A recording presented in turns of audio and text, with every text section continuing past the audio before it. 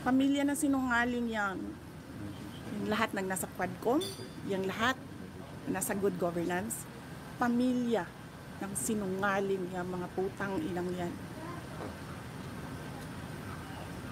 Ano sinasabi nila lagi pag naka-off na yung mic? Hindi namin gusto yung ginagawa namin. Putang ina, bakit niyo ginagawa? Diba? Hindi man. Sorry, uy, pasensya na. Kasi sabi ka, Inday, it's nothing personal. Nothing personal, sinira niyo yung pangalan ko. Okay lang yan. Papatayin niyo yung kasama ko sa OVP. Putang ina, hindi na kami mag-cooperate dyan. Hindi kami magpapakulong sa inyo. Parang humingi kami ng tulong kanina. Walang tumulong sa amin. Tama. Sabi na yung